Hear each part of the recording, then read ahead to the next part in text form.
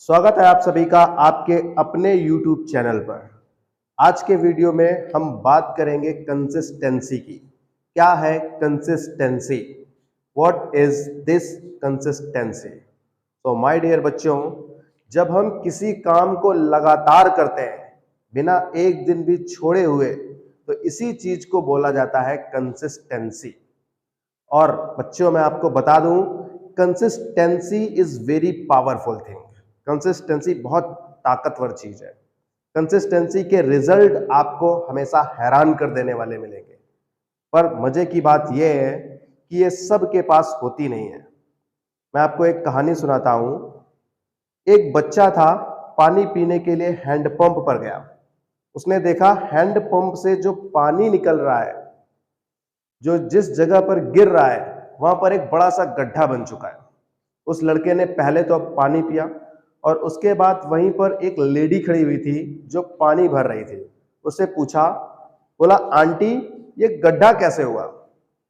Aunty ने बताया, बेटा ये पानी इससे गिरता है और इस जगह पर पड़ता है जिससे ये गड्ढा हो गया है। लड़के को इस आंसर से सेटिस्फैक्शन नहीं मिला। उसने फिर से पूछा, बोला आंटी पत्थर तो पानी से कठोर होता है, फिर ऐसा क्यों? पानी क्या पत्थर को काट सकता है? तो उस लेडी ने बड़ी विनम्रता से कहा कि बेटा ये जो पानी है ये लगातार इस पत्थर पर रोज गिरता है, कंसिस्टेंट, लगातार गिरता ही रहता है, गिरता ही रहता है, गिरता ही रहता है, जिसकी वजह से ये गड्ढा हो गया है। सो माय डियर, कंसिस्टेंसी असंभव को भी संभव बना देती है। बोलो समझ में आया कि नहीं? अच्छा एक बात बताओ आप, पानी ज्यादा कठोर कि पत्थर? पानी ज्यादा कठोर कि पत्थर? आप बोलोगे सर एब्सोल्युटली पत्थर ज्यादा कठोर होता है। तो फिर पत्थर को पानी ने काटा कैसे? पत्थर को पानी ने काटा कैसे? ये तो असंभव को संभव करने जैसा हुआ ना। ठीक, तो ये कैसे पॉसिबल हो सका? Because of consistency.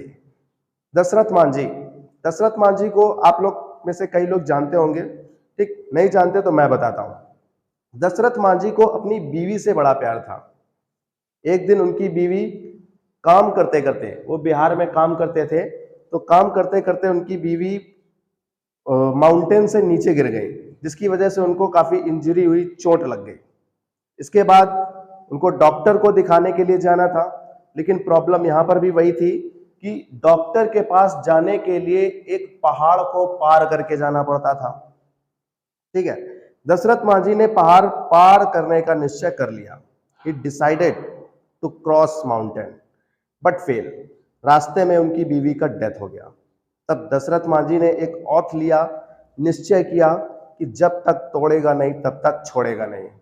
और लगातार 22 साल तक लगातार मात्र छेनी और हथौड़े से रोज उस पत्थर को, उस पहाड़ को वो तोड़ते रहे।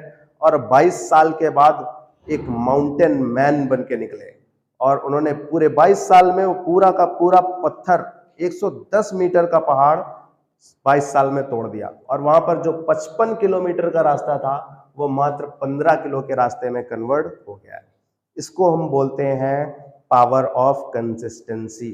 अगर हम किसी चीज को लगातार करते हैं, कंसिस्टेंट होकर के करते हैं, तो वो चीज एक दिन आकर के हमको मिरेकल, बिल्कुल असंभव से दिखने वाले रिजल्ट शो करती है।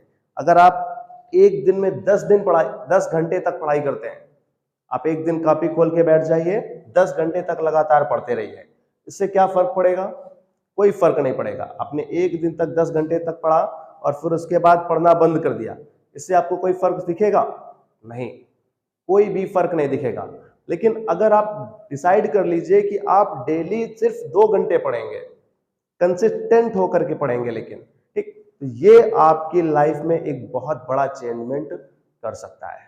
ठीक, तो आज से ही टेक एन ऑथ, ये निश्चय कीजिए कि भले ही मैं कुछ देर 2 घंटे 3 घंटे, एज अकॉर्डिंग टू यू, आप अपने अकॉर्डिंग डिसाइड कर लीजिए। ठीक है, लेकिन कंसिस्टेंट होकर के करना है, जो भी करना है कंसिस्टेंट होकर करना है। ठीक है, आप कुछ टाइम बाद देखेंगे कि you are getting a miraculous result. आपके जो रिजल्ट हैं वो चमत्कार से कम नहीं है।